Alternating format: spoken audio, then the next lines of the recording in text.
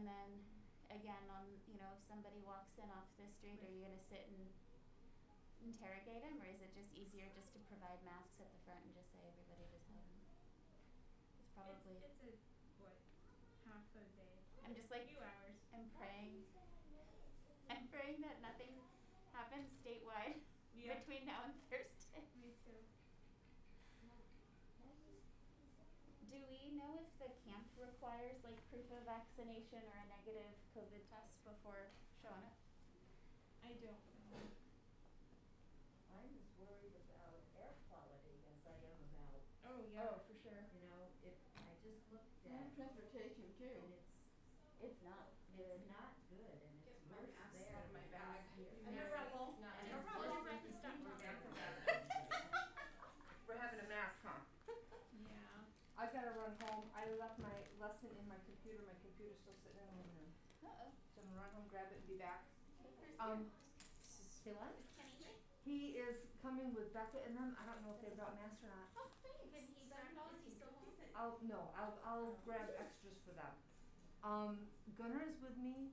TJ said he's gonna come by and pick him up in a couple minutes because they've got stuff they're doing today.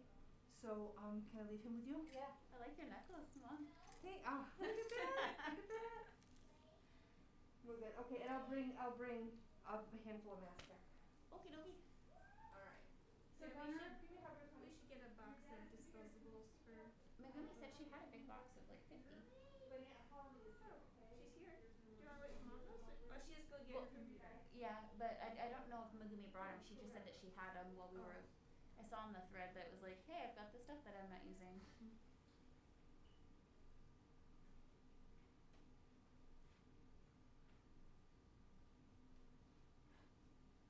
Yeah, a friend of mine was in Moses Lake, and she said the air quality is 299. Ew.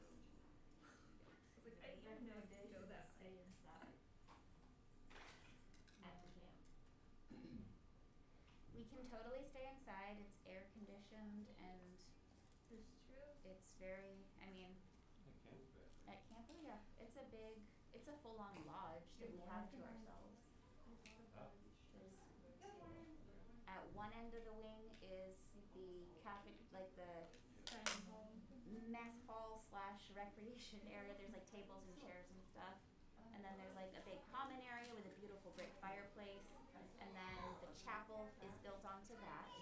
And then this whole wing is the dormitories.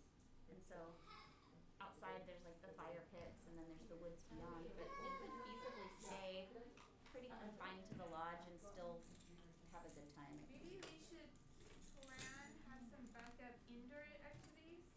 We're bringing games. Well, instead of group relay races outside, we do some sort of team activity. Hi, good morning. Good thought. Really good thought.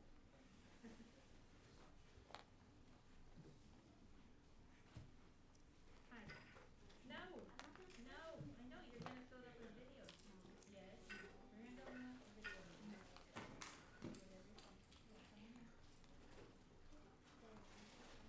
You just take videos of them talking.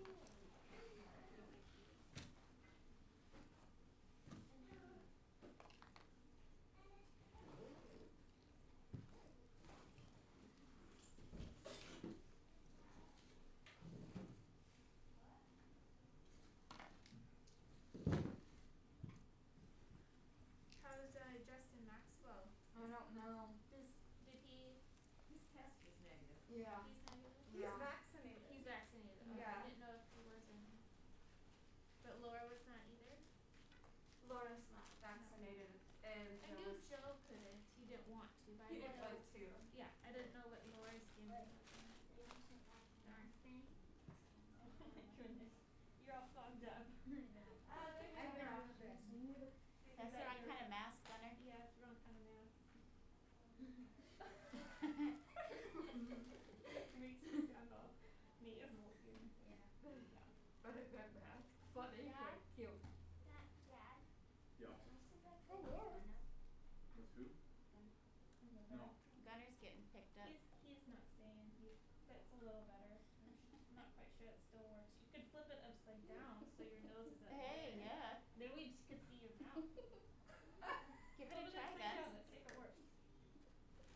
to breathe it all out. We couldn't seal.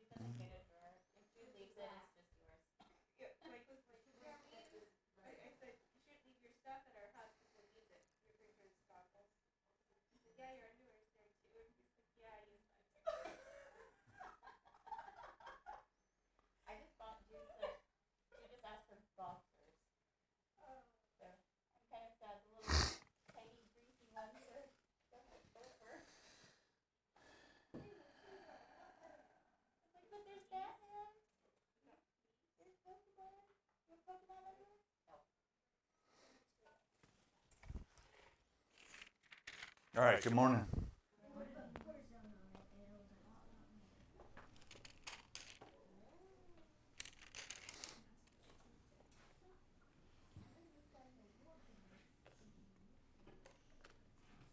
It's time to be quiet now, okay?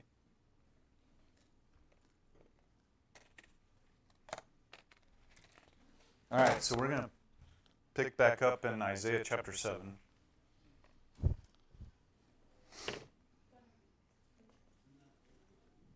Does anybody remember what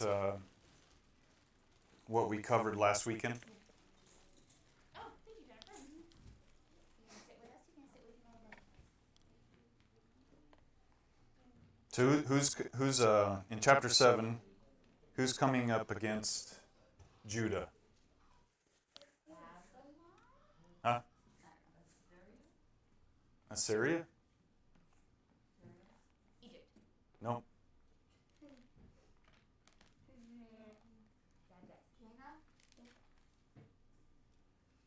How about Samaria and the northern tribes? So we went through 2 Kings chapter 16 and 2 Chronicles chapter 28 and looked at the parallels between the two. So King Rezin, the king of Samaria, at this period in time was a vassal king to Assyria under Tiglath-Pileser, and he was conspiring against Assyria, trying to break away from their rule. So he teamed up with King Pekah, who was the king of the northern tribes of Israel, and they went up against Jerusalem. So Ahaz is freaking out, and the Lord, is trying to, or tells him not to, basically not to fear. And so, in the process of King Rezin and the northern tribes going up against Jerusalem, they took over Elath, which was part of Judah, and they gave it over to the Edomites. And then Rezin and Pekah follow up with a second united expedition against Jerusalem.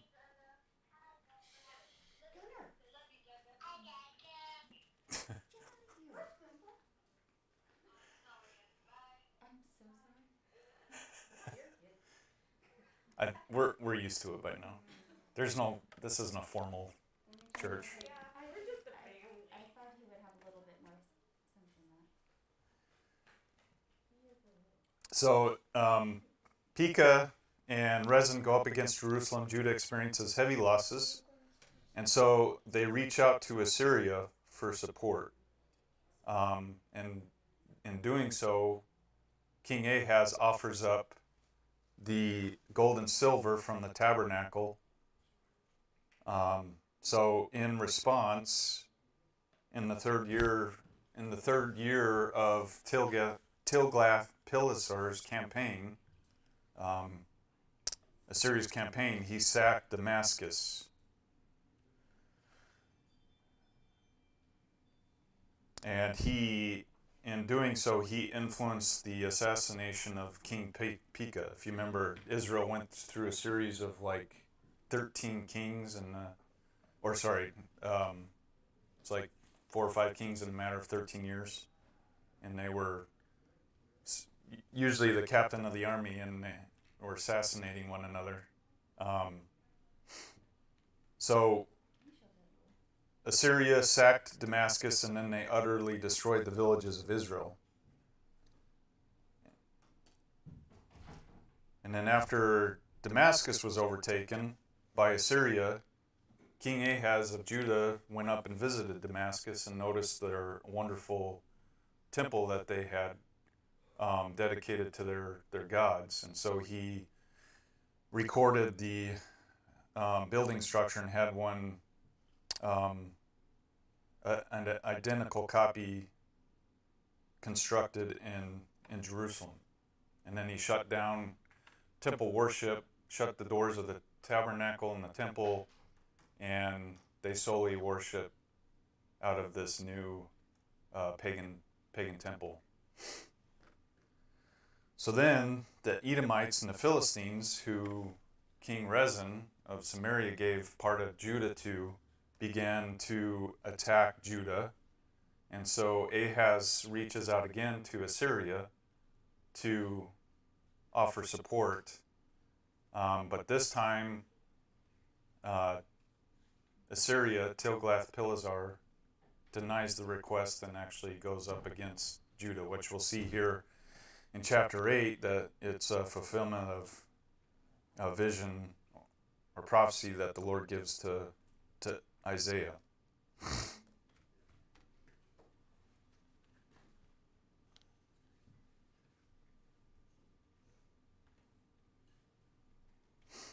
So now Judah is under distress, not only from the Edomites, but from Assyria. So we left off in verse 13 through 19 in chapter 7.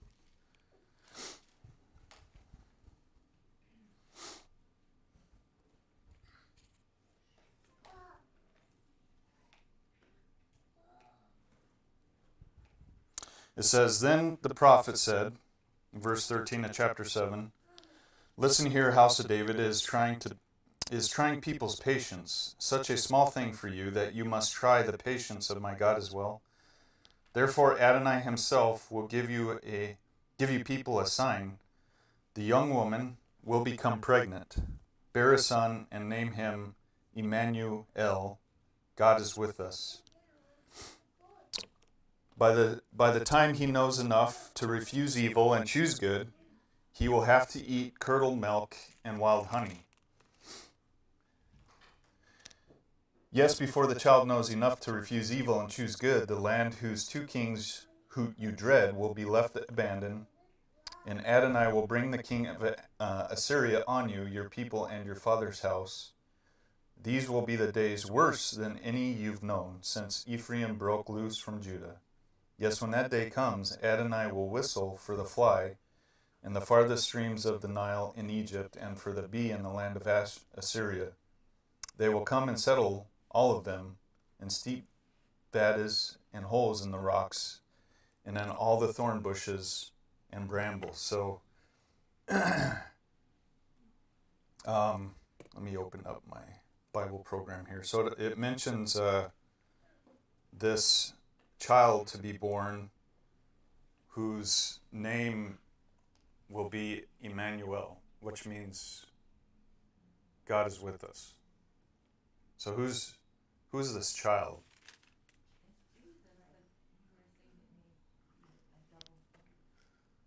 Okay, so it's speaking of the Messiah, but does that make complete sense when you read this chapter? Because it says that before this child knows enough to refuse good and evil, that these two kings will be left abandoned.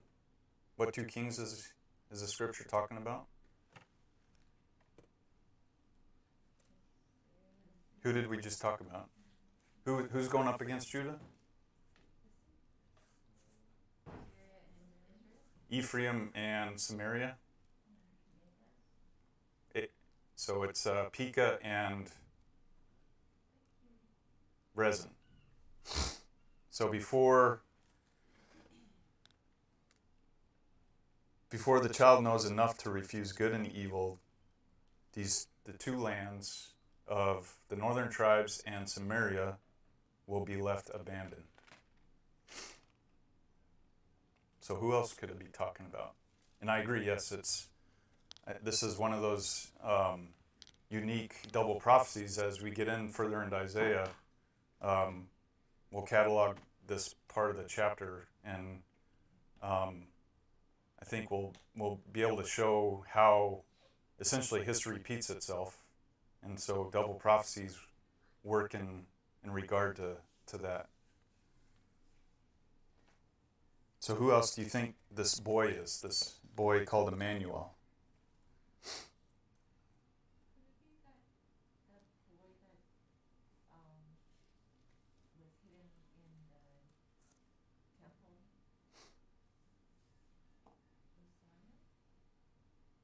Josiah? Josiah didn't come till later.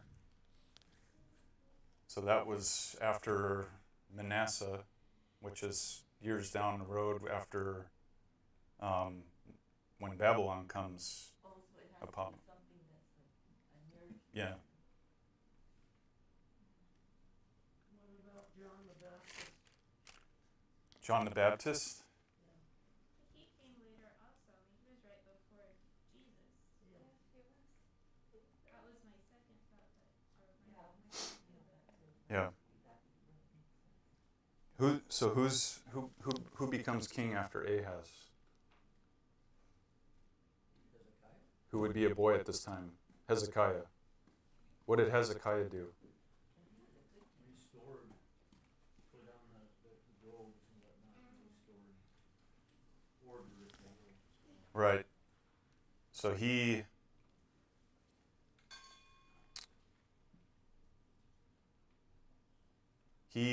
restored worship in the temple. So remember, Ahaz basically closed worship completely. All the schools that taught the law were shut down. So at this point in time, Judah had nothing to do with God. They didn't fear God. And so Hezekiah comes along and reopens all the schools. He reinstitutes worship and sacrifices. And on top of that, he reinstitutes the feast, and he combines both Judah and the remnant that are left in Israel. Right? He sends out word to all the northern tribes that they're welcome to come and partake in the feast, in the sacrifices. So he, in a sense, is a type of Christ, right? He's rejoining Israel together and reinstituting proper worship to God.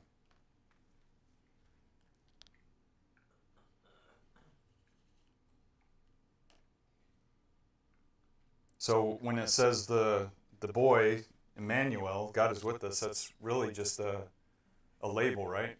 That God is with, and once again, God will be with Judah, although for a short period of time, right? Because then the two fallen kings are also wicked. But Hezekiah delays the judgment on Judah for a time. So if you approach this from the standpoint of Judah, they are ruled by a king who is completely shut off worship to God. He sacrifices his own children to a foreign god.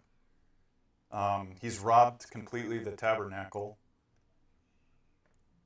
And so they will go from this type of king to a king who will reform worship, tear down all the high places, reunite both Judah and those who are left in Israel, reinstitute the feast. So, as I said, in a sense, he's a foreshadow of the Messiah. And then it says, before this child knows how to refuse good and evil, the land whose two kings you dread will be left abandoned. So this is a recent event. So the two kings, Pekah and Rezin, will be destroyed by Assyria.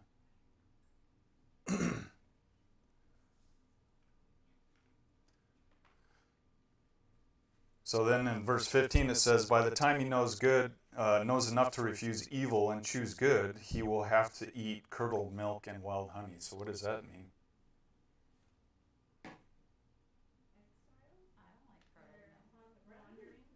Wandering? Okay. Lack of their economic system is doing really bad.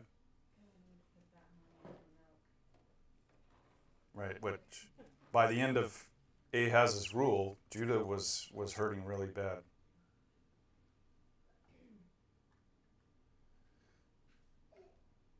So by the time Hezekiah reaches this age, the blessings of the land would have been so far reduced that from a land that was once full of corn and wheat fields and vineyards, it would be reduced to overgrown fields that would only produce milk and honey. Which is strange, because milk and honey are usually terms to describe fruitful land. Mm-hmm. It's curdled milk, though, sour milk. Curdled milk and wild honey. You have to go look for that, and it's dangerous. Not cream and honey.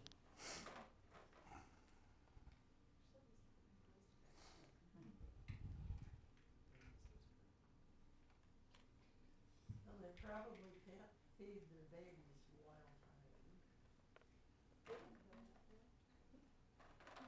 certainly not curdled milk. Hmm.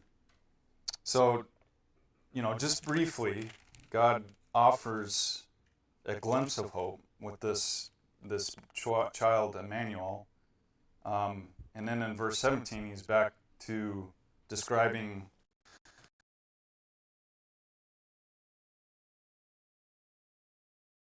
it says that he will bring, God will bring the king of Assyria on you, your people, and your father's house. These will be days worse than any of you've known since Ephraim broke loose from Judah. So this is speaking of the act where Ahaz offers up really the remaining treasures of the temple and the throne up to Assyria. And this time around, Assyria, it backfires and Assyria turns on Judah.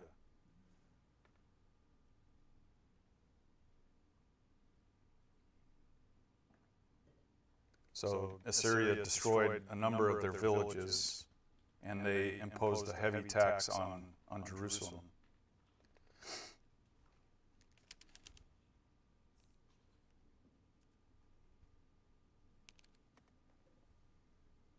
And then in verse 18 it says, yes, when that day comes, Adonai will whistle for the fly in the farthest streams of the Nile in Egypt, and for the bee in the land of Assyria.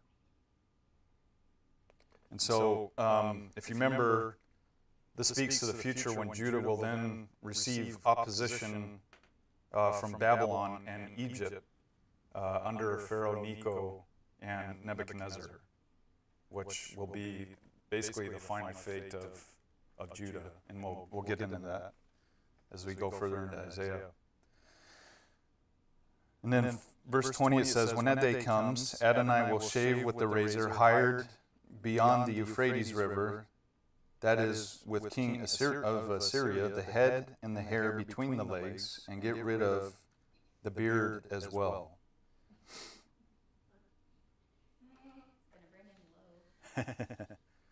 So, right, in that culture, a man's beard was considered as honor, right? Almost like, Japanese have their, whatever that is, top knot. So these men will be stripped completely naked, including all their hair. So in Israel, it was regarded the most shameful of all to have one's beard shaved off. So this is symbolic of the king of Assyria, who's essentially the razor, stripping Judah bare and making or shaming him. Everything that makes you a man. Yeah. Well, in that day, I think men and it's a little different now. Well, obviously. Remember that story where this David sends some of his men to, this is like later on in the Bible, where he sends some of his men to sympathize with the death of his friend or something like the king, and the son thinks these men are spies, and they kind of like shave off half of their beards, isn't it? Now it makes sense. You know, the same beard. Mm-hmm. It's cut off. Bringing shame on them. It's a shame. Mm-hmm. That's why to have them go to Jericho until their beards grew out. Right. Where's my clicker?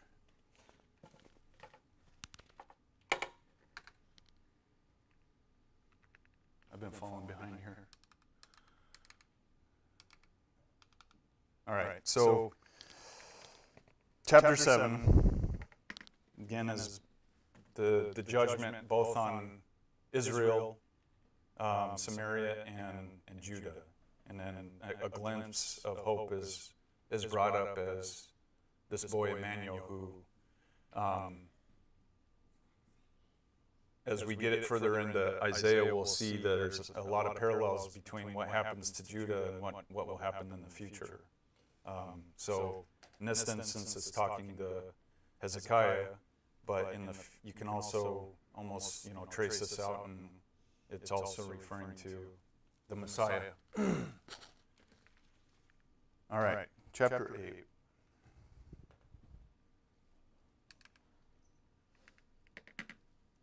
So, following suit, I like to read the chapter first, and then we'll go back through again and break it out. So we've got 22 verses. So someone want to read the first 11? So Wendy, and then someone the second 11. Aaron? Okay, go ahead. And the Lord said to me, "Make yourself a large scroll and write it on the common script to hasten the labor, speed the spoil. And I will call to testify myself trustworthy witness, Uriah the priest and Zechariah the son of Jeff. And I was intimate with the prophetess, and she conceived, and she bore a son. And the Lord said to me, call his name, I don't know how to pronounce that, Maher Shaphat. For when the lad does not yet know to call father or mother, the wealth of the Damascus and the plunder of Samaria shall be carried off before the king of Assyria. And the Lord continued to speak to me further, saying, since the people have rejected the waters of Shiloah that flow gently, and rejoice the Rezin and the son of Remaliah. Therefore, behold, the Lord is bringing up on them the mighty and massive waters of the river of the king of Assyria and all his wealth, and it will overflow all the distributaries and go over all of its banks. And I will penetrate into Judah, overflowing power of prophecy. And he admonished me for going in the way of this people, saying,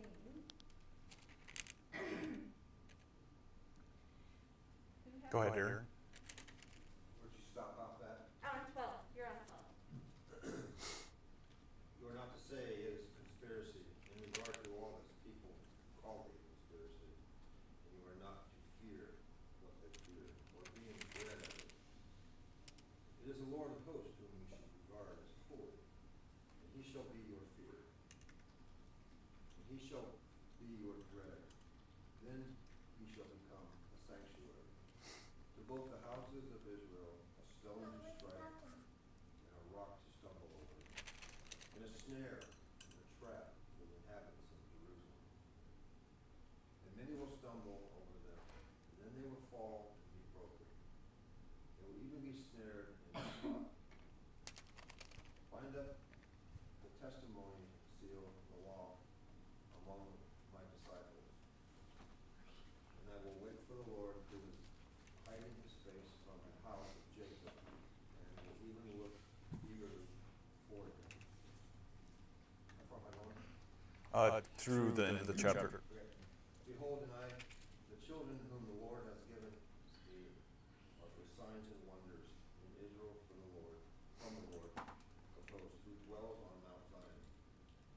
And when they say to you, consult the mediums and spiritists who whisper and mutter, should not a people consult their God? Should they consult the dead on behalf of the living?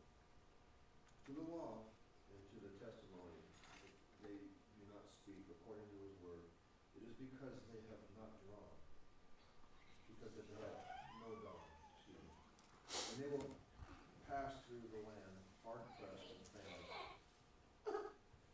And it will turn out that they are hungry, and they will be engaged, and curse their king and their God as they face upward. Then they will look into the earth, and behold distress of darkness, the gloom of anguish, and they will be driven away into darkness. Okay. So,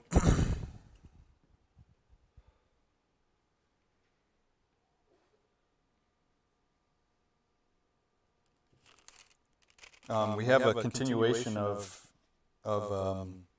actually this takes place at the same point as so if you remember back in chapter 7, Adonai said that he would provide Ahaz a sign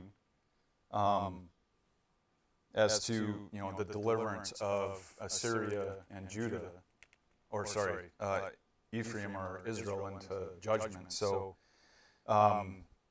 and here in chapter 8, we see the fulfillment of this sign. So, Isaiah is called to inscribe on stone this phrase, the spoil hurries, the prey speeds along. So, on a stone tablet, he dedicates this prophecy with Zechariah and Uriah, who were both distinguished men within Judah, as witness. So this tablet was dedicated as a prophecy set in stone that would soon become true and would be a witness to Judah of God's exacting judgment. So this tablet would become a witness to Judah on the judgment of Israel or Ephraim and Samaria. So to even further that dedication,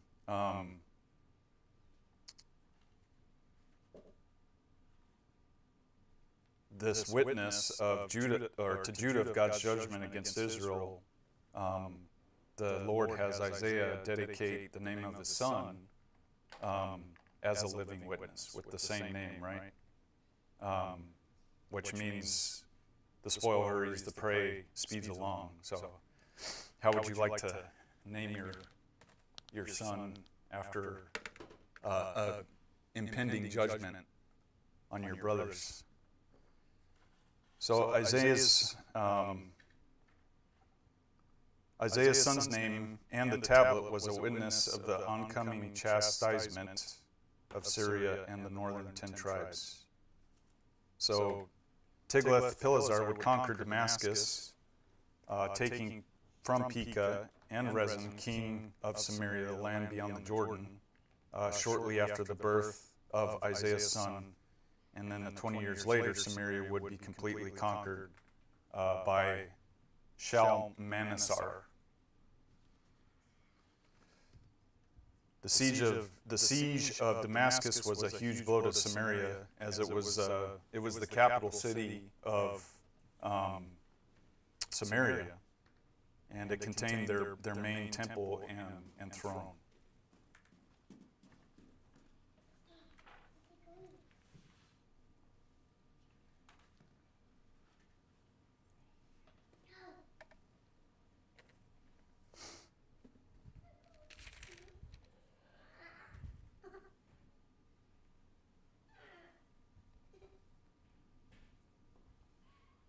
Okay, and then verse 5 through 8, it talks about this pool of Siloah. So Siloah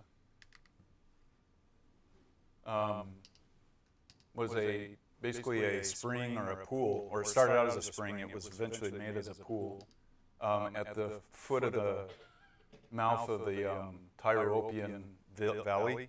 So in between the Mount Zion and the temple. So this is where it was a starting point for pilgrims who made their annual pilgrimage up to Jerusalem, and where they ascended by foot to the inner courts of the Temple Mount to bring their offerings. So this pool was used as a ritual sacrifice, a ritual cleansing, purification before visiting the temple.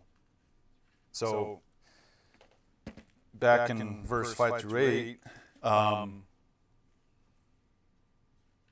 starting in verse 6, it says, "Since the people has rejected the gently flowing waters of Shiloah and takes joy in Rezin and the son of Remaliah." Who's the son of Remaliah? Pekah, King Pekah. So, now Adonai will bring upon them this mighty floodwaters of the Euphrates River. So, really, it's just saying that the people have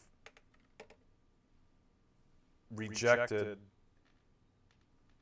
proper worship. They no longer offered up sacrifices according to the law of the Lord. So, they no longer took the pilgrimage from here up to the temple. They no longer did their purification before offering worship. They no longer conducted worship. And for that reason, they would be overtaken by the Euphrates River, which is Assyria.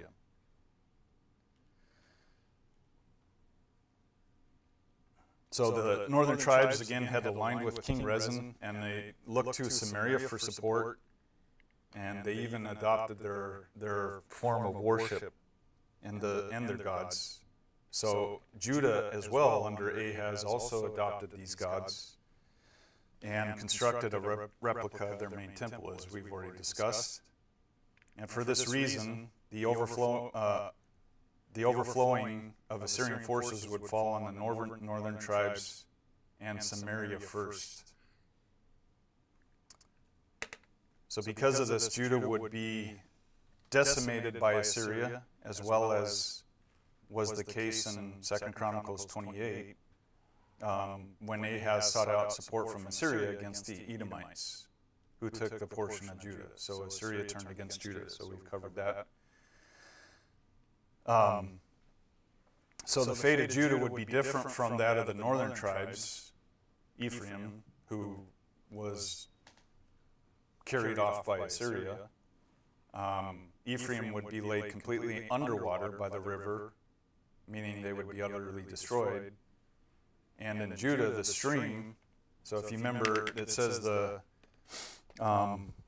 this river will flow into Judah, flooding everything and passing on. It'll reach even up to the neck, and its outspread wings will fill the whole expanse of the land. So,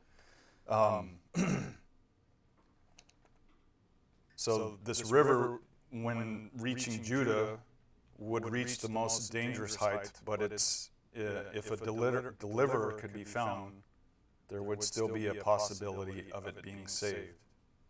So, such as the King Hezekiah. So Hezekiah saved, essentially brought Judah out of this river from dying and brought them back into a somewhat righteous relationship with God for a time.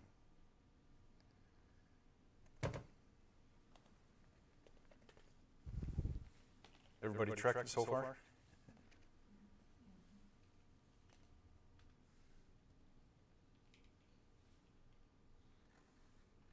So then in verse 11 through 15, God essentially warns Isaiah not to live the way this people does. So he says, don't regard as alliance what this people calls alliance, and don't fear what they fear or be awestruck by it. So, so the people of Judah, if you imagine the people of Judah are witnessing what their leader, their king is doing, and the nation starts falling into distress. So naturally, what do people tend to do? Well, they like to point the finger at someone, right? So who's the finger being? Do you think the finger's being pointed at? Why is this distress falling on us? Who's to blame?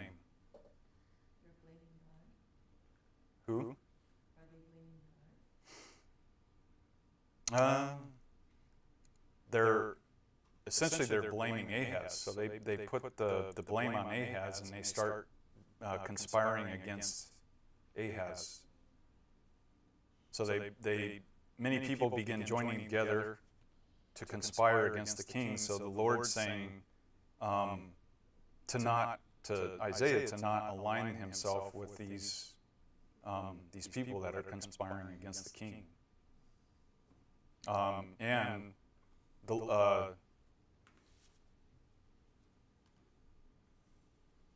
these people's attention started to be pointed towards Isaiah as well, because the way of God was now a very different one from the way of the people. But he's also warning Isaiah, don't partake in this conspiracy. Don't align with these people, because regardless of how unfaithful Ahaz is, he's still their king, their leader. And then in verse 13 it says, let him be the object. So let the Lord, let Adonai be the object of your fear and awe. So the people, well, this word fear, we've done a study on this word before. So it doesn't, a lot of people interpret the word fear as, an awe or reverence. But this literally means to be afraid, to fear. So the people, he's calling for Isaiah, his object of fear, and it also says awe, fear and awe, to be pointed to God. So one of the main problems is the people's fear, their object of fear, was no longer God, but it was the surrounding nations that were coming up against them, which is a good lesson in itself. I think you could do a whole lesson on, where our fear, what is our object of fear? So what, if you direct your fear and reverence away from God and put it on something, like I listen to a lot of podcasts and news during the week, and a lot of that is doom and gloom about our economy and our government, left wing versus right wing, and you start to feel your fear and concern go in that direction instead of relying or fearing and trusting in God. If your fear moves away from God, then so does your trust naturally. And so, same with these people. They no longer feared God. They feared the people, the nations coming up against them. But if they continued to direct their fear towards God and trust Him, then they would have been delivered. Which we'll see. There's a remnant that continued to fear God and were delivered.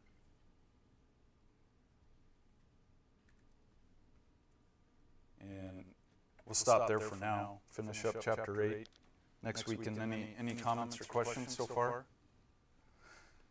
So what's a quick recap?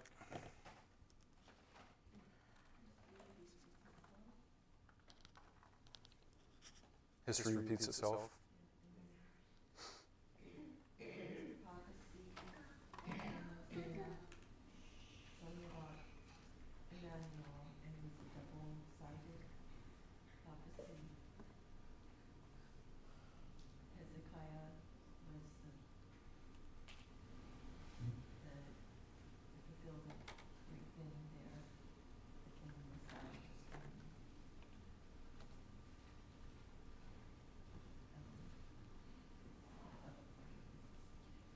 Yeah. So basically 2 chapters of the judgment against Samaria and Ephraim, or the northern tribes, and also Judah's going to receive a portion of that judgment as well.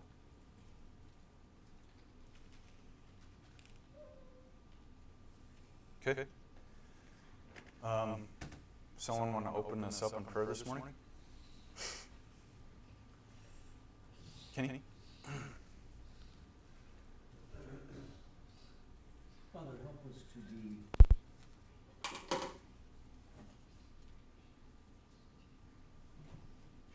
like Peter, to call for you and ask you to bid us to come to you, but not to look around and see the waves in our lives and just all the turmoil, but to help us focus on you, and that no matter what this world deals us, your word says it's going to get bad, times are going to get worse, and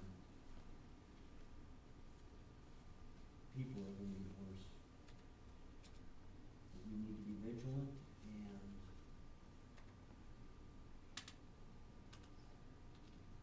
not only wait on you, but to be about the business that you would have us to do.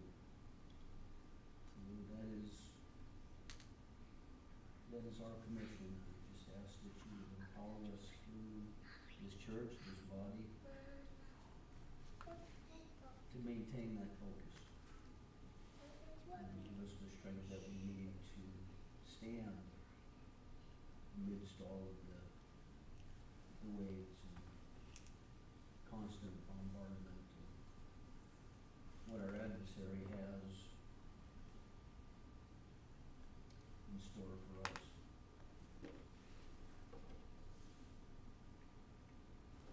Lord, I ask that you bring the pastor and his wife back to health. And if not, give me grace to go through whatever lies before them. We do pray for their restoration of their health. Lord, for this up and coming church event, in Spokane, we just pray that you allow that to go forward unhindered and to bless that time as we spend together. Lord, be with the speaker in the hour to come. Accept the praise and worship that we offer to you. Forgive us, Lord, of our sins, which are many, many, many. We thank you for your Son, the promises that he brings and will fulfill when he returns. We look for that day.